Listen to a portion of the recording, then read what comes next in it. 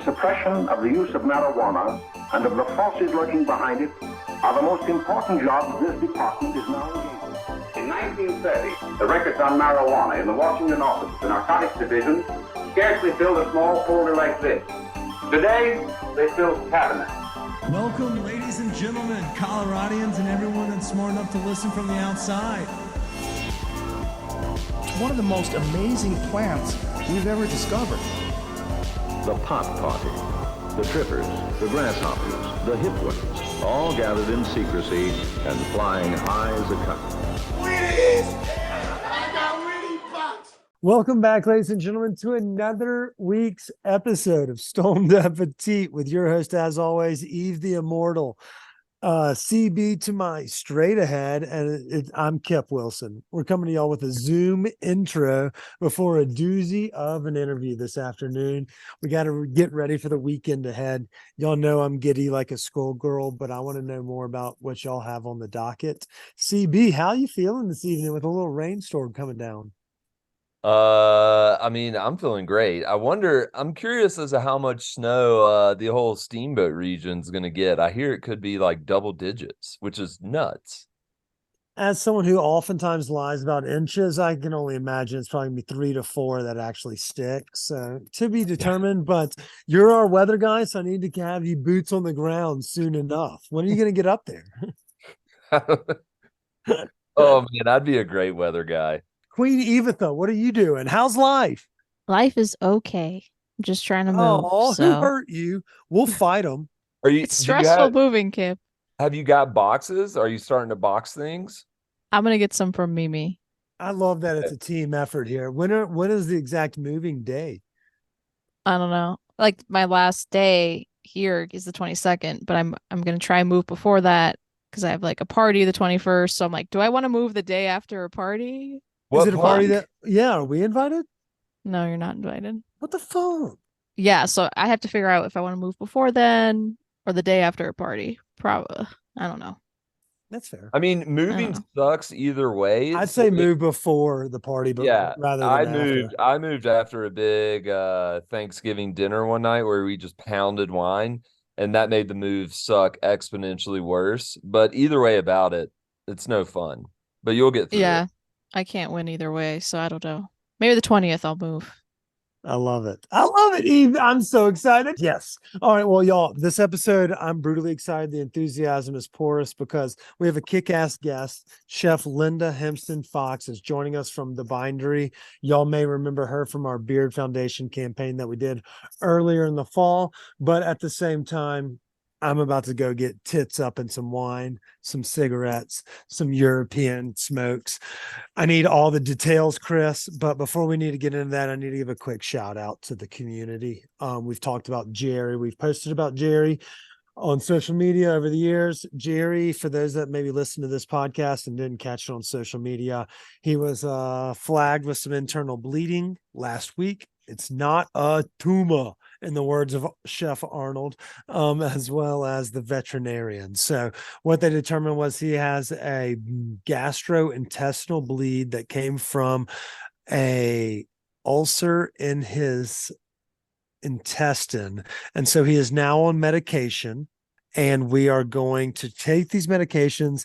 He is eating like a Greek fucking god, Chris. This is like, you know, those weird people that only eat like carnivorous, like, I can't remember what it was. It was like the Apache diet or something like that, where it was just meat, keto, maybe. I don't know, but it was like there was a name for it where you just ate meat and like basic root vegetables, like whatever it was. It was like all just straight from the earth, nothing like, I can't remember, like nothing processed.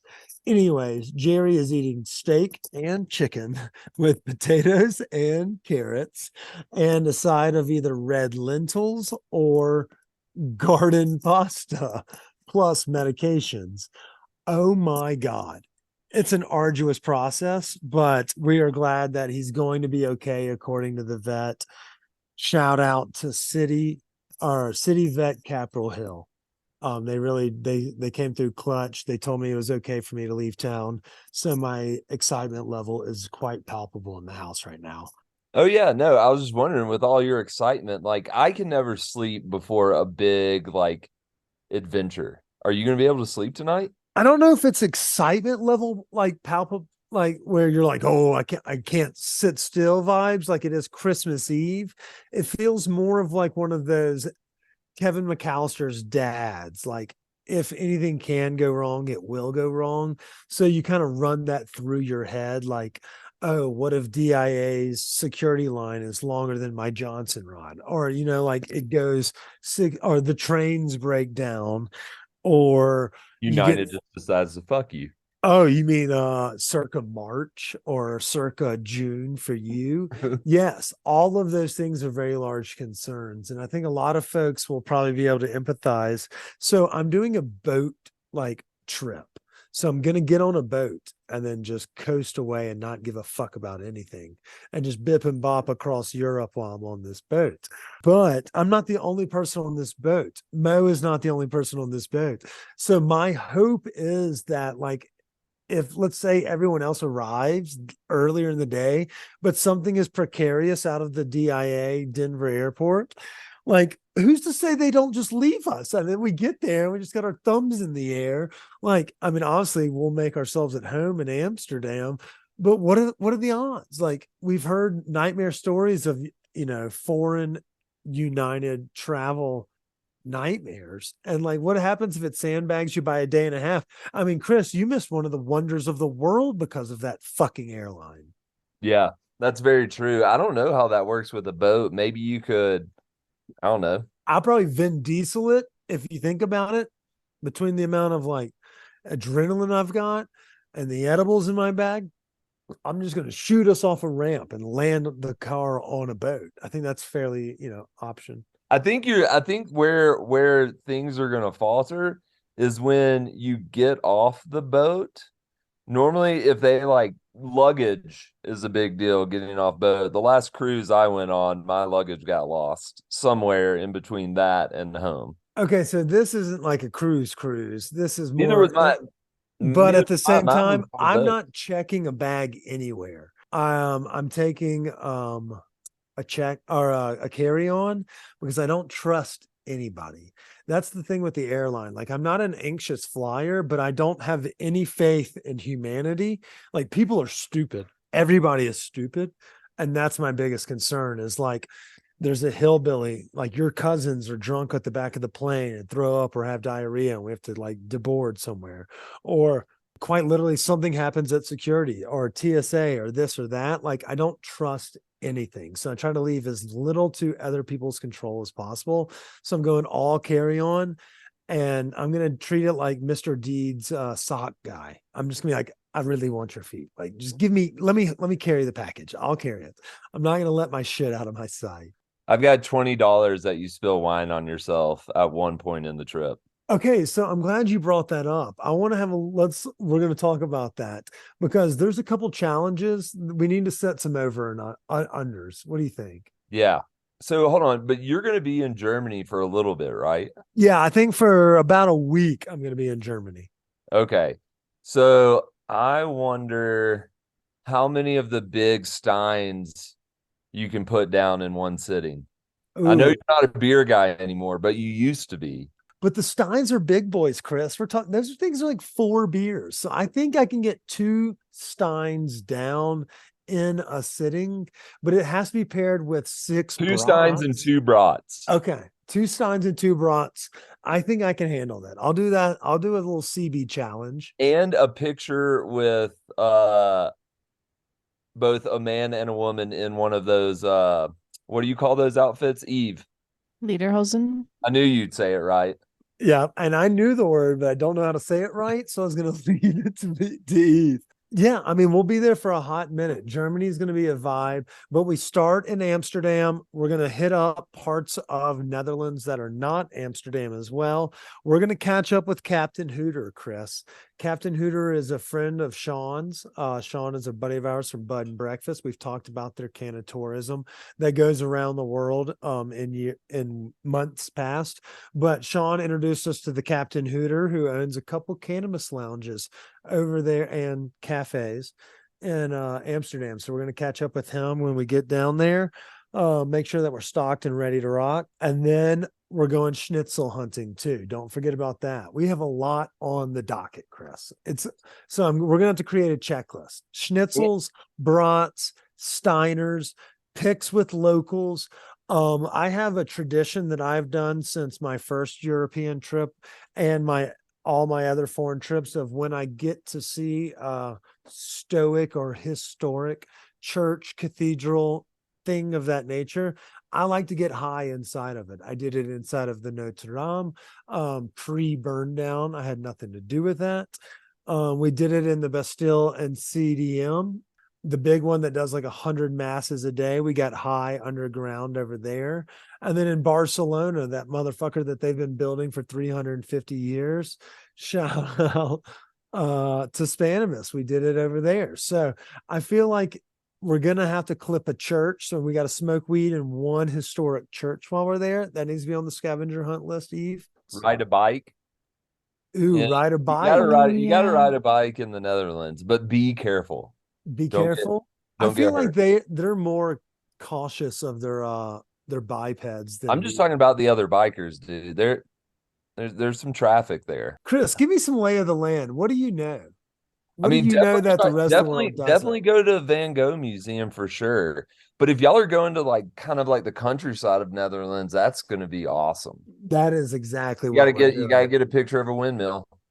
Oh, Eve, add that to the list. We're gonna basic Betty the shit out of this. I'm gonna get all the cliche spots. I'm gonna do all of our signature moves, getting high in churches, and then we're gonna eat all the things. I don't know what all we need to catch. Rieslings. What was that other region of wine I need to be drinking from, Chris? Alsace. Alsace. We need to get some Alsace. But besides that, I'll keep everybody posted. I know Instagram is not a place for people to gloat about how great life could be. So I'll try to keep it at a minimum. But at the same time, we'll have recap episodes for sure. And maybe we can do a little Wi-Fi FaceTime if Eve is down for it. Yeah, if we can make the time difference work. And I have another prediction. I feel like you're going to get kicked out of one place. Okay, challenge accepted. No, don't do it on purpose. I'm saying it's just going to happen some night somewhere. I'm just glad you probably you in a group, not just you. Maybe that's my prediction. One kick out. It's going to be for something like smoking somewhere I shouldn't. If I think you're just going to be too loud or something. I think that the Euros drink a heavy amount. I don't think that I'm going to ever be the drunkest. Which really says something. If you get, I'm not even saying you're going to be drunk. Like I don't know.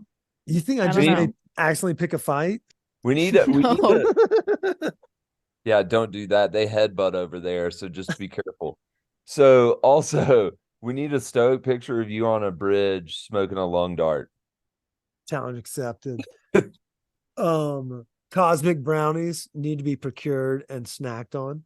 And if you do, like, I'm not sure how early y'all have to be back on the boat or what that whole situation's like, but if you do get a chance to go to a disco, do yourself a favor, go to a disco over there.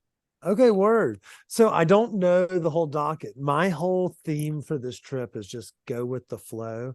And when I get the opportunity to eat something dank, I'm going to do it. And that's going to be it. Like whatever's on the docket is on the docket. And then just eat. And that's kind of all. I mean, that's the best way. I love learning about other people's culture through their cuisine. And so I'm very excited about it. I've done a lot of reading of some of these very small towns that I've never heard of before, but that's the coolest part about it is I'm not only going to learn about the history through like walking tours and just like fucking visiting and chatting with people, but I'm very excited. I'm not going to nerd out on architecture or history, but I can appreciate it at a high level or a low level. Eve, I know we're running long, but here's my question. The flight leaves at 3:30. I think PM. We land at 9:30 in the morning, Frankfurt. At what time do you ingest the proper amount of dessert to make sure that you sleep so you wake up on the Germans' time? Because technically you could zonk yourself out and you don't wake want up. to go too early. I know. Because if you're asleep at 4 or 5 p.m. Colorado time, you're going to be up at 4 a.m. Frankfurt time, waiting out those last 5 hours, and that's going to be a rough sled. But if you can time it well with proper movies, television, shout out Modern Family and The Office, And then maybe like a Godfather that's 3 hours, and then everyone is kind of quiet and asleep because their body is on American time, so they're going to sleep. But you have to be so zonked that you sleep through the long turmoil. Maybe you'll get lucky and they'll have Barbie and Oppenheimer, and you can do a Barbie Oppenheimer deal That's on the plane. So what you're saying is masturbate twice for sure. Yeah. All right. So with that eye roll from Eve, it's time for us to move on to what y'all are doing this weekend. Eve, what are you doing this weekend? Packing and probably repainting my apartment. Chris, Yep. what are you doing? Please save this podcast. Fuck you. It's okay, Eve. Friday night, we're getting together with the crew to go check out Kike's. And unfortunately, I haven't even been to the restaurant yet. You know, Oh man, you're gonna this is love a it. food truck several times, and I don't know why, I just haven't made it over there. So I'm excited about that Friday night. And then I don't know what's on the agenda this weekend. Depending on, I think it's supposed to be nice, so I'll get out and about. What was I gonna do? Ooh, I've already got ice cream slotted in on Sunday, so I'm gonna go to Dang for a little Sunday afternoon treat. Oh god damn, Chris, you have a nice little gamut on the docket. Well, okay, so Chris is eating well, Eve is going to be working hard, and I'm going to be trying to enjoy myself and goof off a little bit. I hope everybody that's listening to this podcast has a great weekend. We'll be back next week. We have a great kick-ass interview after this, and we have kick-ass interviews next week. So, but at the same time, I hope y'all have a wonderful weekend. Thanks for all the love and support for Jerry. We appreciate it. Stay high, stay hungry, y'all. Lung darts. Don't get taken. Jesus fuck, Eve. Ooh, that was good though. I like that. If you do get taken, Kip, give them my number, and when they call, I'll do that whole I will find you. Yeah, do it. But And then he won't find you. If you don't find me, make sure you put out some episodes though. You know the dead human bump is huge. Yeah, Eve, we'll top the charts. Y'all are gonna be top 10 yeah. on Life and Leisure podcasts. I mean, we'll beat Burt Kreischer, Joe Rogan, and all the other oddly We'll turn to a crime podcasts. podcast trying to solve your disappearance, and it'll just be the whole season. What happened to Kip? Y'all may be onto something here. Yeah. Fuck. I hope I'm not the victim, but at the same time, if I am, I hope y'all find the killer. Y'all have a great weekend. Thanks for taking the time. Until next week, we'll see y'all. Cheers. Welcome back, y'all. I told you I had a kick-ass interview. Well, that's coming to you right now. I'm coming to y'all from the corner of pretty much Low-High, overlooking the gorgeous downtown scenery of Denver, coming to you from the bar at The Bindery, sitting down with Chef Linda Hampsten Fox to talk about the upcoming gauntlet of dank-ass parties you're about to be throwing, all in the name of the restaurant world. Chef, thank you so much for joining us today. Yes, thank you for having me. And that is 1817 Central Street, the exact corner of Low-High. You've been a mainstay in the Low-High neighborhood for 5-6-ish years now, and I mean, keep churning out the dankness. Yeah, it's been quite a ride. It's great. We are an all-day eatery, bakery. We serve great Queen City coffee, rocking brunch on Saturday and Sunday, breakfast and lunch during the week, and fine dining at night with the beautiful Denver skyline you just mentioned. I mean, yeah, and you have the doors open, so it's like the perfect place to catch an autumn vibe. Like when there's a crisp weather, you can have these doors open and just have like casual AC, and then on a sunny day such as today, you can pop those puppies open and just sit there on the, sunbathe on the patio. Yeah, it's actually, the space is so cool because of all the natural light and that connection to the outdoor. But I also love it when it gets cold because it's like snowing outside. It feels like you're inside a snow globe. It's super fun. It's great, and the people watching can be pretty fun from here as well. Obviously, it's a hodgepodge of folks down in this area. You're nestled gorgeously on this corner. For those that don't know, the Bindery, like she said, I call it a little more refined dining environment. Y'all do have an elevated experience at the nighttime, but you can keep it casual. I'm fucking wearing a t-shirt and shorts in here, so you don't have to feel like you need to dress up, but it's an excellent spot for a date night. Chef, we like to start every episode the same way. We're going to really get into the nitty-gritty here. So are you a transplant or are you a local to Colorado? Well, I've been here so long, it feels like I'm a local, but I actually am from the East Coast. I was born and raised in New Jersey and came out to Colorado with a boyfriend when I was in high school who was a rock climber. And I fell in love with it. He went back east, I stayed, and that was that. I love that. Not rock climbing. Rock climbing can suck ass. But at the same time, finding yourself and, the mountains called to you and you answered beautifully. And that's ballsy coming out here in high school. Well, it was the end of high school. So, I actually ended up going to the university in Boulder. Okay. I'm a CU Buff alumni. Sco? Yeah. And then I ended up staying in Boulder and living in Colorado on and off for many years with some long, fun adventures outside of Colorado, but always coming back and then eventually starting the bindery here, which is home. Well, I'm glad you kind of made that seamless transition for me, which makes this easier for me. How did you find the kitchen, or how did you fall in love with the restaurant world? Because it takes a certain breed. I say us, but realistically, I don't even have it. And the energy kills me when I do one night of front of house these days. Right. But how did you find yourself, falling in love with the restaurant industry? Well, it's certainly a lot of hard work, as you mentioned. I think it starts from just this love of food and celebration and entertaining. And my parents were absolutely directed in that way. My dad was the youngest of 9 children. My mom was the oldest of 7. So we had a big family, Polish and Czech Christmas. back east. Right, yeah, that's pierogi seasons every year. Everything from Christmas and holidays and barbecues. And my mom was a great cook and loved it, and she put a lot of time and thought into what she did. So that inspiration for me started at a very young age.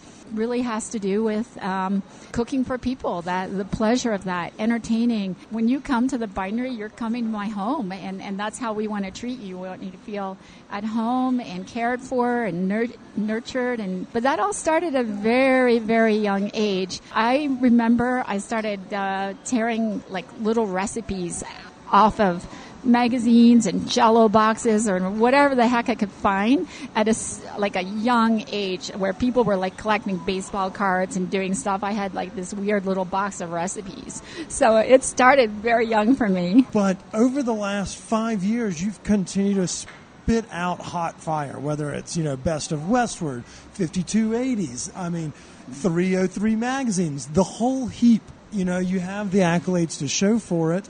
Let's get a little excited about what are we doing this autumn. But I want to know about what's going on next week. We have a lot of really cool stuff this fall, from wine market luncheons to chef's tables. And I think that's what you're talking about. Next week's chef's table is really great. We do them once a month. They're usually the third Thursday of the month, but sometimes they change just because of other things that are happening. So chef's table, though, is so cool. It's an opportunity for 4 people to sit in the middle of our kitchen while we're cooking our regular service. We're in there entertaining, talking, serving, and you have an experience unlike anywhere else. And some days it's crazy in there. Like, stuff is flying and you're just in the middle of it.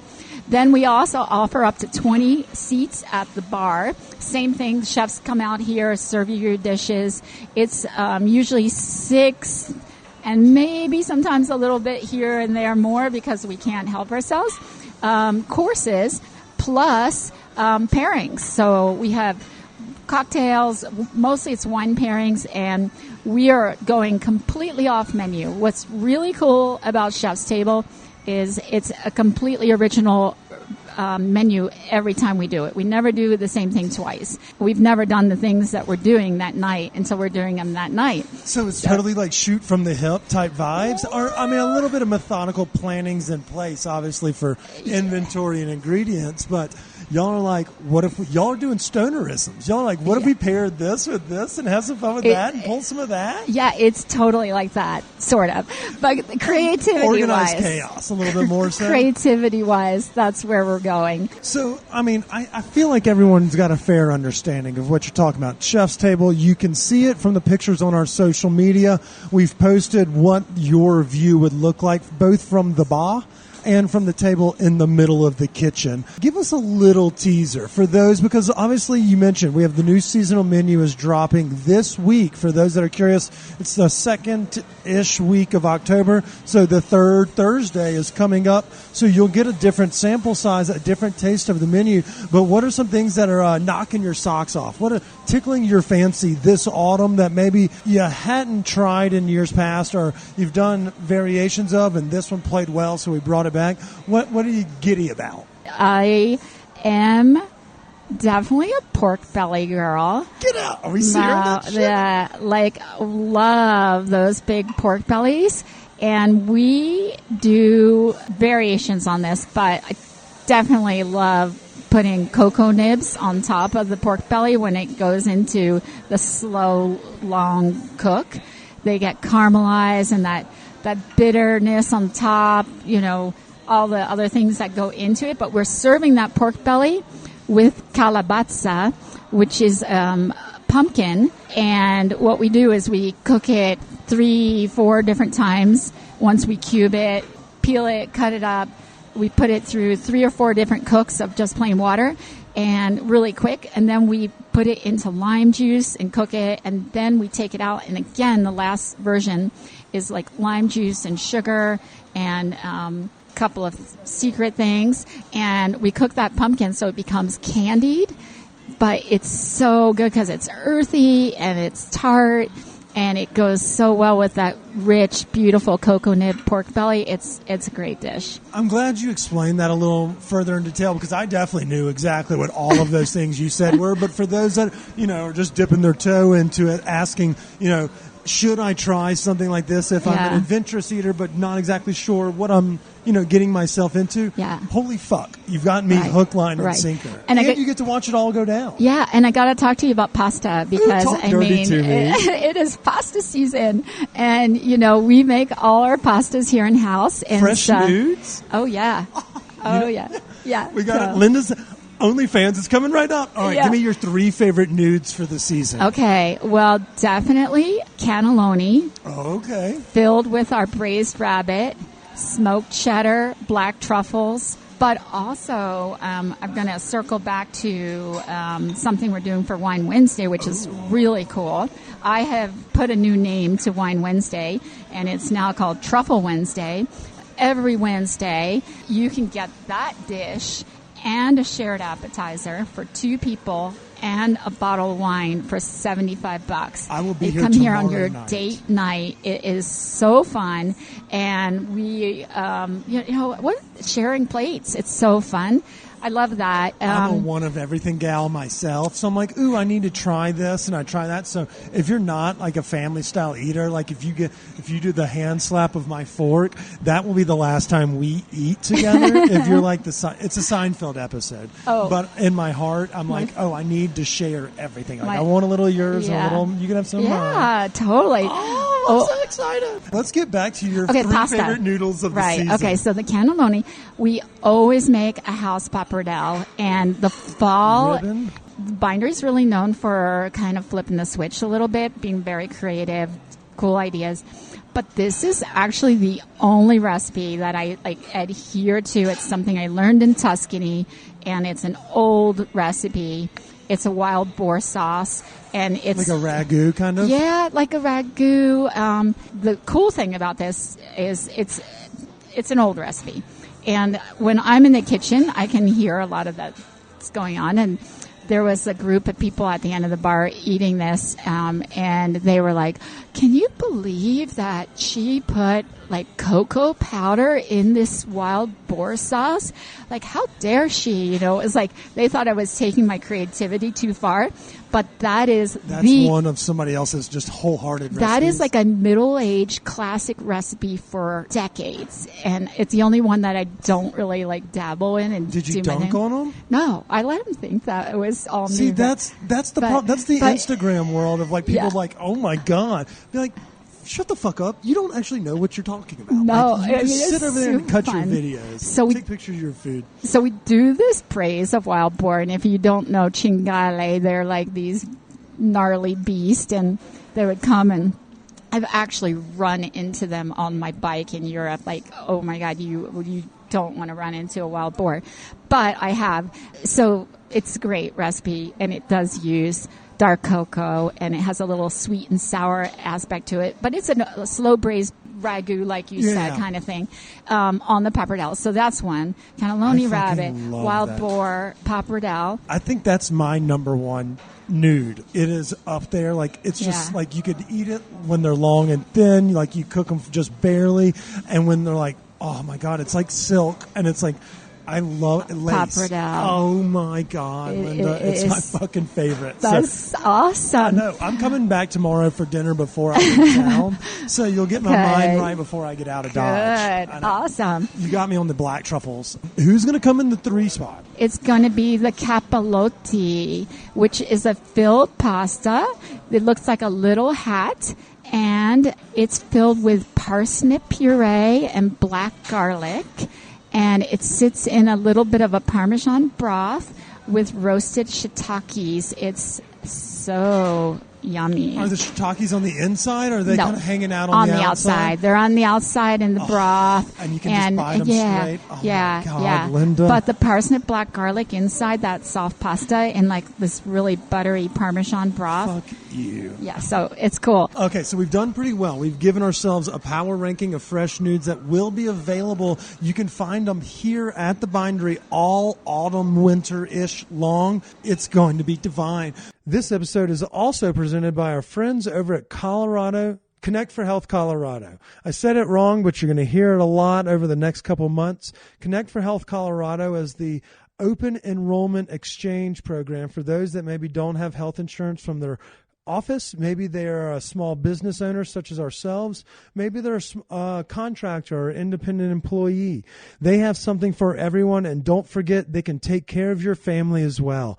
Everybody is included, no matter if you are a citizen of the United States, here on a green card, a visa, work in a kitchen, or in the cannabis scene. They've got a platform and a program for you. Go to connectforhealthco.com to talk with a specialist today. Open enrollment starts on November 1st.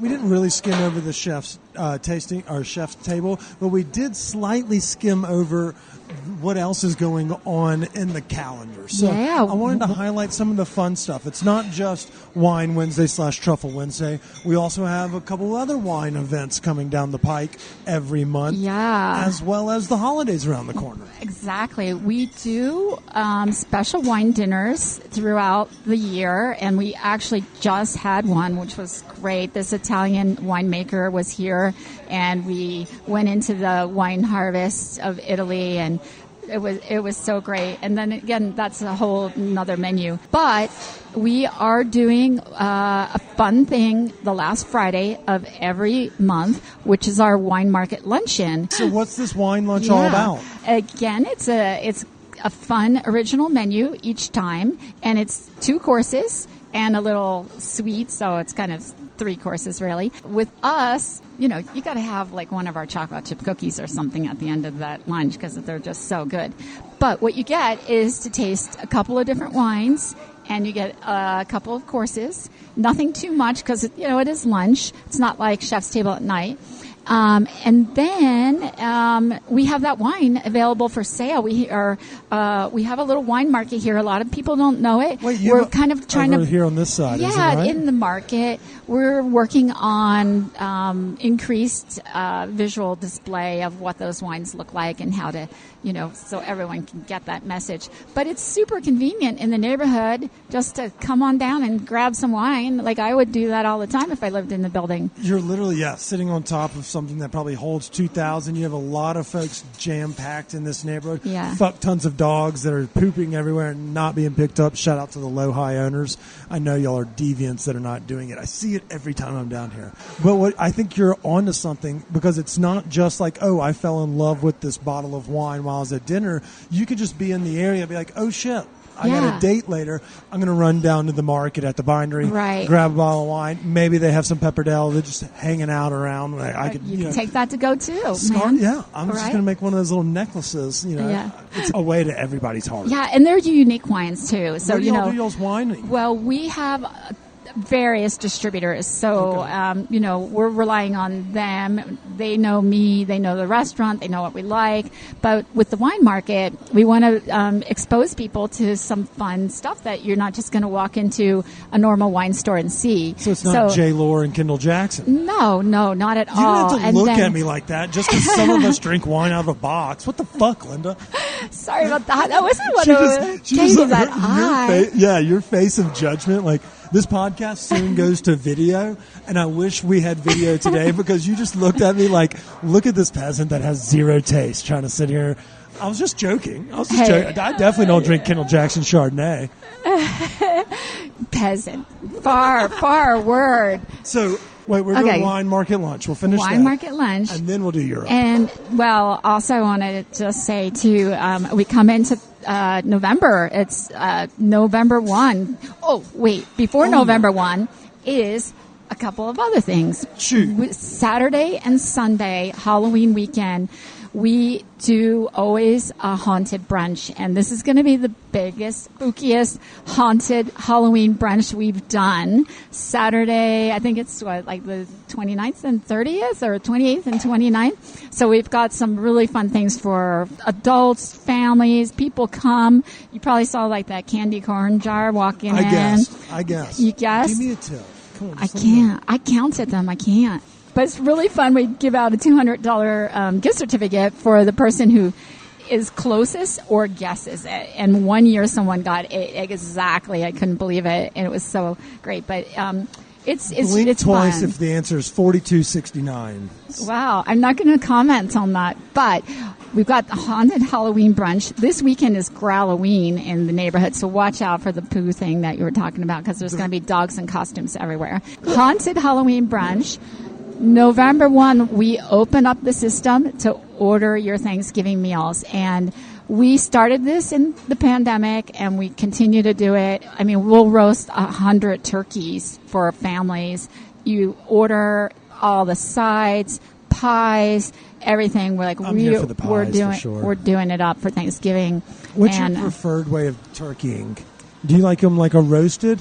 Or like, have you done the Cajun fried or anything crazy? Like, y'all do some crazy fucking shit back there. Yeah. What's the craziest Thanksgiving thing you've ever done? Well, or pie. What's the craziest pie we got on the docket this year? A chocolate chess. Oh my God, we do have a chocolate chess pie. How did you know that? Don't talk dirty to me, Linda. How did you know that? You're in public. How did you know that? I didn't know that, but it's easily a tier 1 pie. Yeah, especially in the holiday season. Yeah, chocolate chess. I love chocolate chess, man. We do chocolate chess. I can't believe that. We were just talking down at the end of the bar today, like what pies we're doing. I'm like, well, we're doing chocolate chess for sure. Oh, it's so great. I love that. And some of the classics with our little touches. But Thanksgiving, turkey. Well, when we're cooking 100 turkeys, we've got so much bandwidth. And so we've done a couple of different flavor profiles where we've done sort of an adobe style turkey and then a classic turkey. And this year I'm still dialing in that menu. But what I've seen is, because in the end I'm making 700 pounds of stuffing or something. Like I'm on my hands and knees mixing it.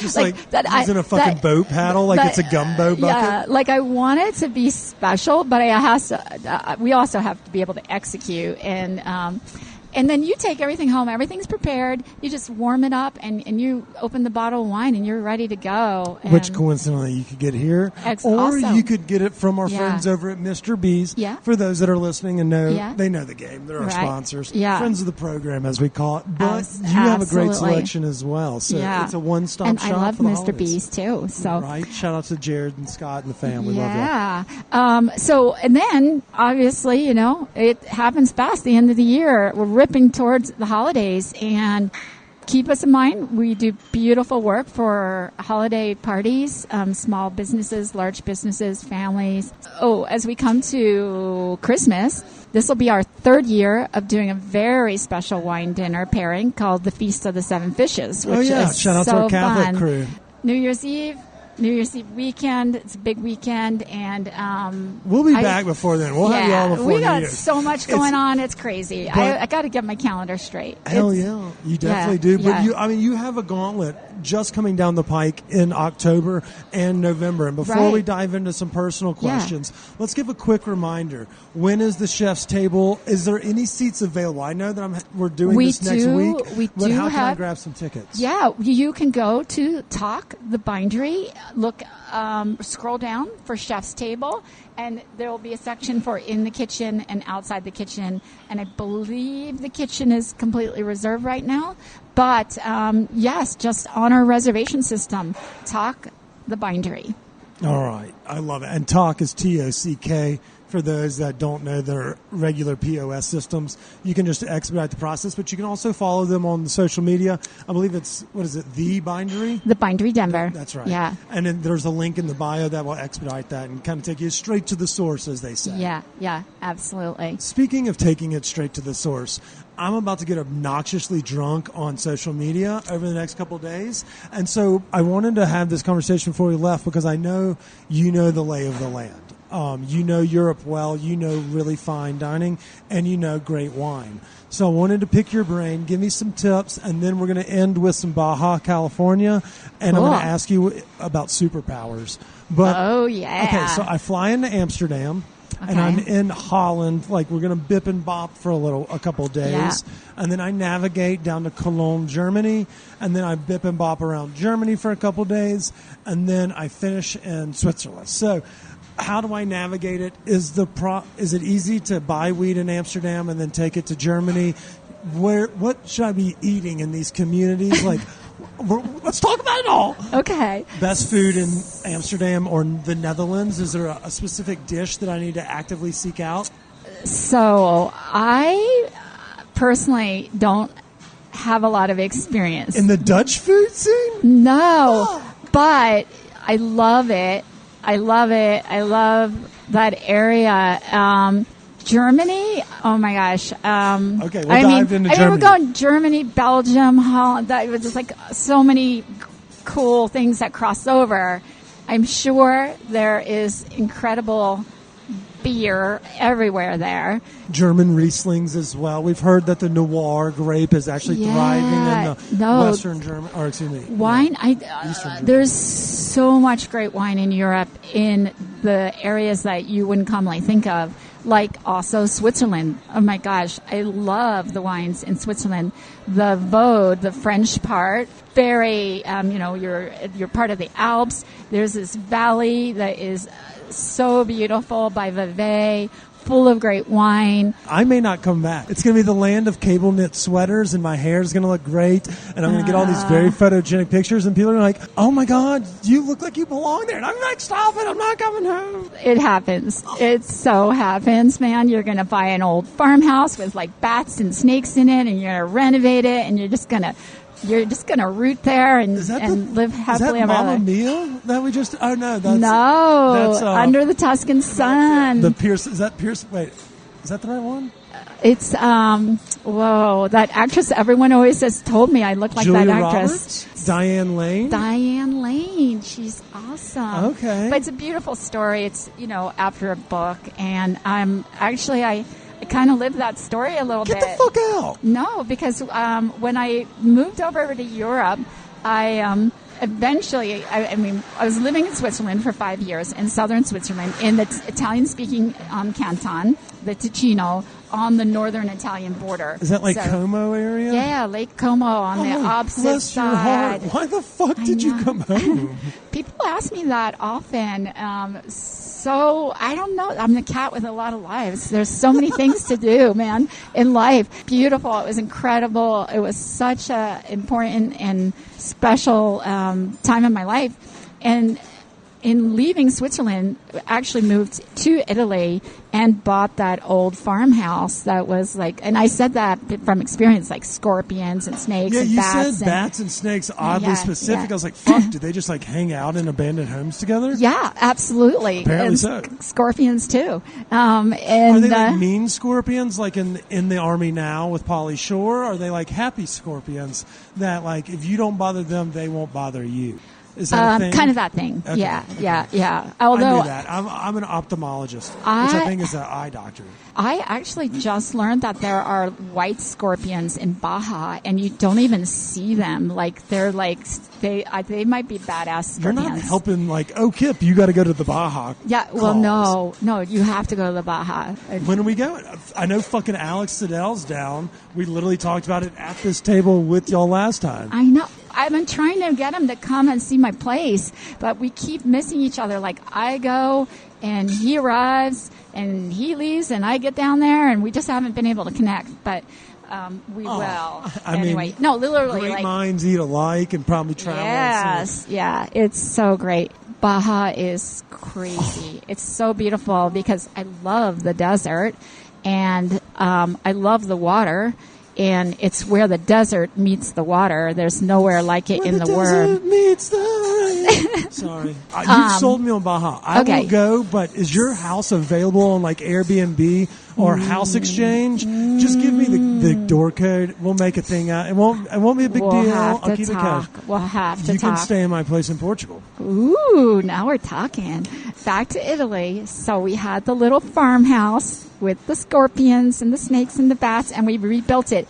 And this is a great story about wine. Is there was an old vineyard on the land and like old olive trees that we brought back, 90 big olive trees. Learned everything that I needed to about raising those olive trees and taking care of them and making oil, and brought this vineyard back. Like it was at least a couple hectares, like 4 acres. So I have this vineyard, and my husband at the time is off working, he was a professional cyclist, like Tour de France, Tour of Italy, Tour of Switzerland. Big What's your deal racing. with dudes from the outdoors? So like if someone's a dive bar owner, they're not going to grab Linda's attention. Well, I told you I was a tomboy early on, but actually it's a funny story because I ended up racing like mountain bikes all through Europe, like World Cup stuff and everything. So You're that's like a whole the most other life. interesting woman on the planet. No, not really. But when we get to Baja, it'll get more interesting. So he's off training, working, riding, and I've got this vineyard to take care of, and I'm actually pregnant with my daughter, and it's this magical, beautiful situation. But I never made wine before in my life. And now I've got like wine to make and a wine harvest, and I got a baby to make, and the whole thing's going down at the same time. And I've got these old farmers around me just like shaking their head like Americana. She doesn't know what the hell she's doing. You know, I'm in really deep here. That's my biggest fear. Yeah. Is they look at me and they're like, you're never going to survive here. I'm like, Yeah. fuck yes, I will. Give me a chance. Yeah. So it turns out that I make this unbelievable kick-ass wine. Like it is the best wine. Like people are shaking their heads. They just cannot believe that. Like I nailed Silly this. American. Yeah, I did. Now the reason apparently became because I was pregnant. I was like in this alta attesa, which is like higher state of being. So somehow that transferred through my body into the grapes, and I made That's this that terroir bullshit that beautiful everyone talks wine. about. Right? Yeah, like pregnant woman terroir. And so I made this incredible wine, and you heard it here first, pregnant woman terroir. So It's a I thing, made y'all. this incredible wine, and like my neighbors are literally like Sassicaia, Gaia, like these big winemakers. So I don't know, I did it, and it was a really cool experience. I obviously love wine, and we have all that here at the Bindery and more. But yeah, it was fun. I mean, I was being a farmer, and I was cooking, and I was working in kitchens, and I was training with people, and it was a really magical, special time. And I mean, you mentioned some of those recipes that still hold true, in your kitchen to this day, and obviously techniques and things of that nature are all, it's kind of one of those, it's like a scrapbook you build along with as you continue on. You know this? Absolutely. It's so crazy because people always want you to say, like, in one word, what kind of food do you make? When I was opening the bindery, I was like, what kind of restaurant is it going to be?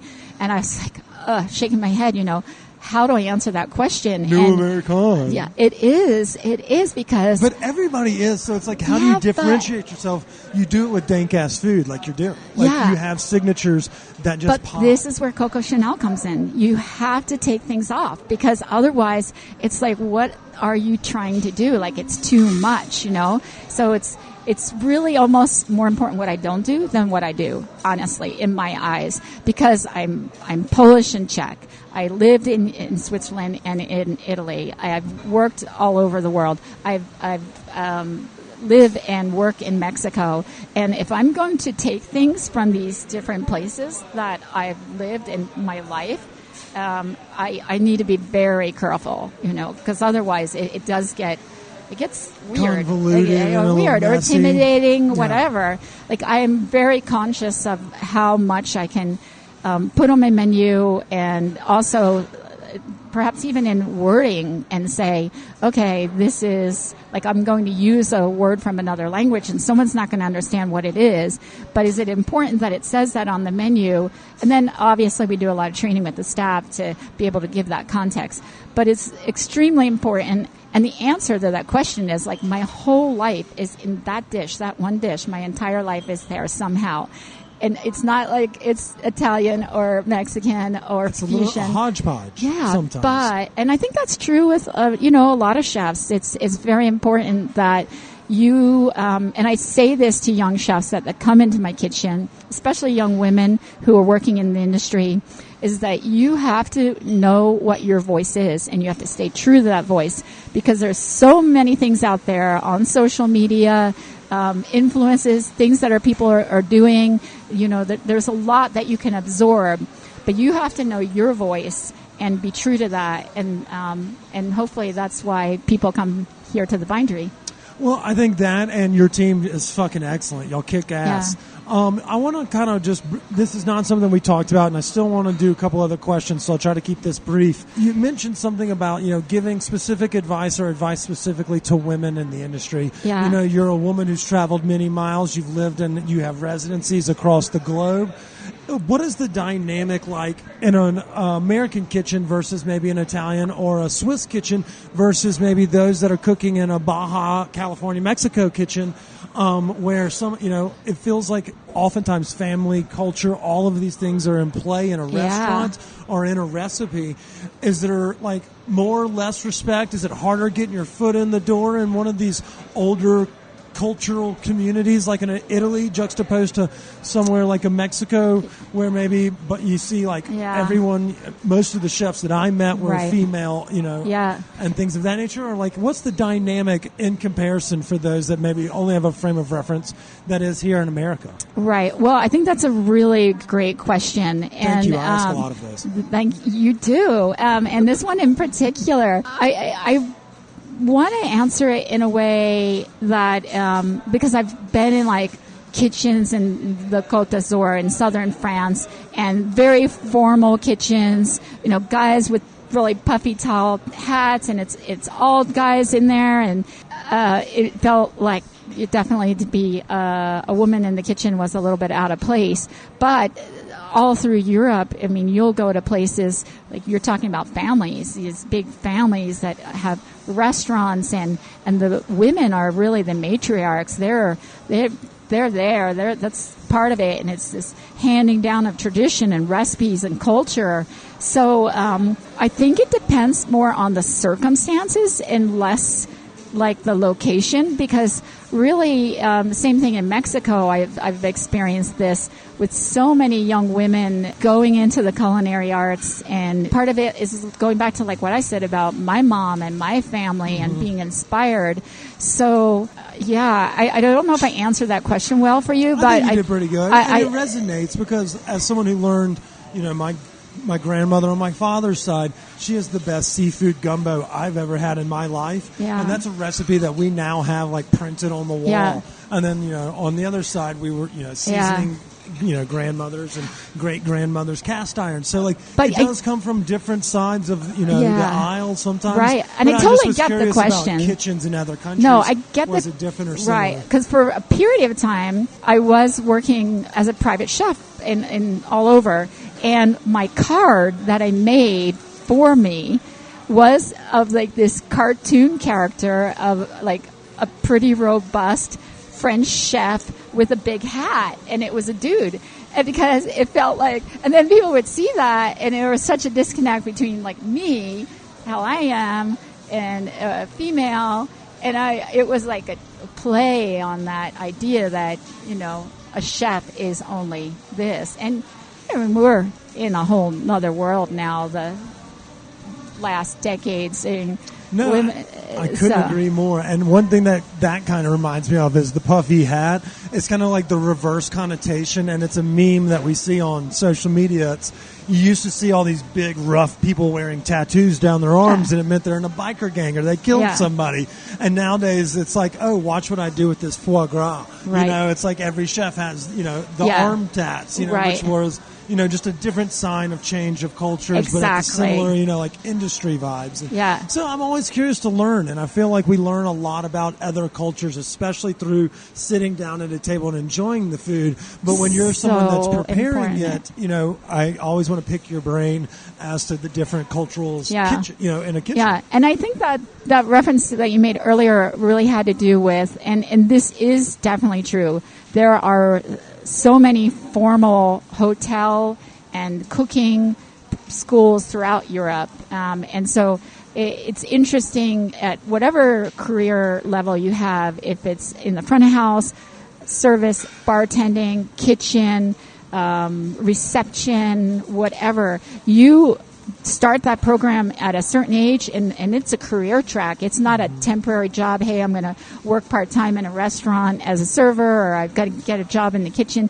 I mean, these people do careers in all of those jobs, and it's so there's a lot more of that formality throughout Europe that we don't have as much here in the U.S., and that does sometimes speak to like what you're saying.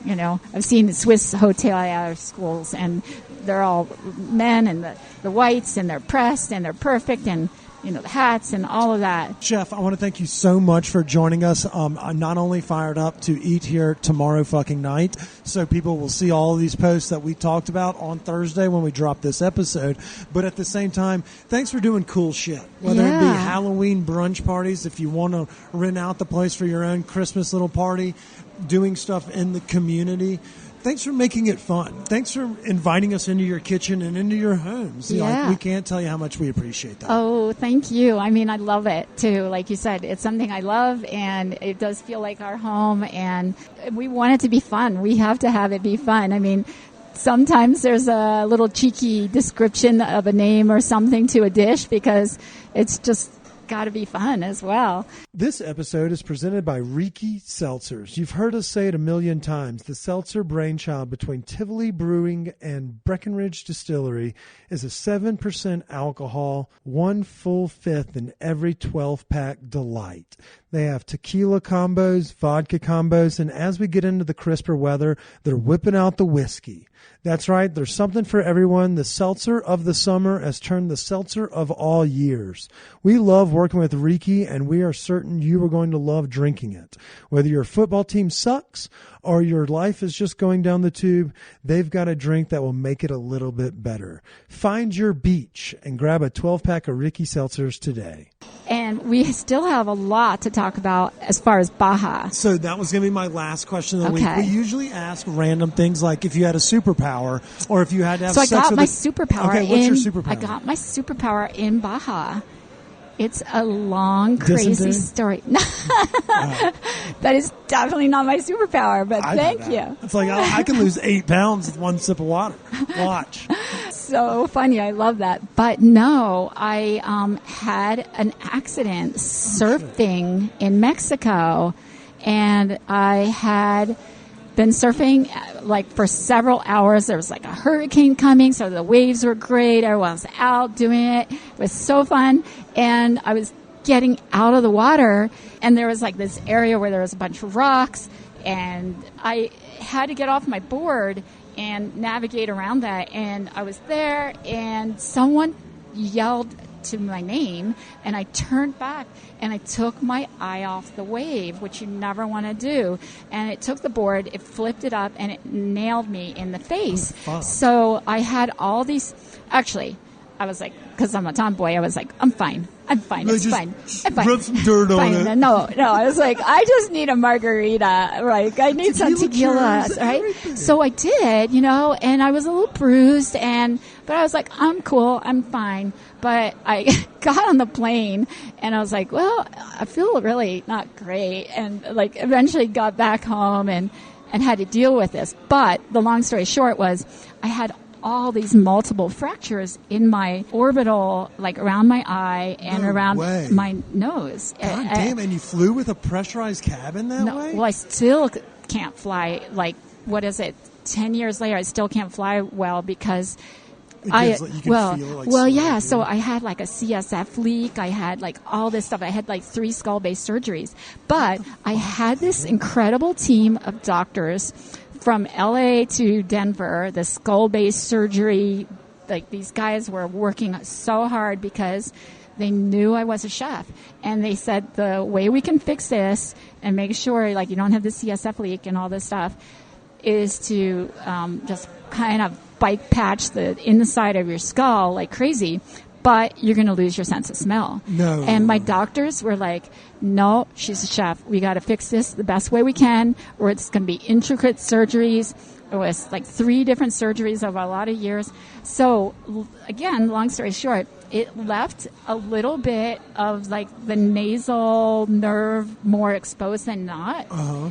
And it's my superpower. Like, I have a heightened sense of smell. That is awesome. And oh my so, God. like, I'm like in if it. you got into cocaine as well, you'd be like, oh my God, it works so well. No, I'm not going to do that. That would but suck. Wait, I got my superpower surfing in Baja. But can you taste like subtle notes as well? Like the most, like, be like, did y'all render down some pork fat in this like 6 days ago before you like? I want to say yes. Like, so I'll say yes. Really? Because I want to say yes. I think so. Oh. But I mean, the smell thing is really like incredible. Oh, we're going to play a game. All right. So, Chris, I know you listen to all the episodes you're not on. Eve has to listen to every episode because she's editing it. Let's get you back on the books for late November, early December. We're going to do a holiday special. So much to talk about. I'm going to bring so many things that are like foreign scents that I want you to try.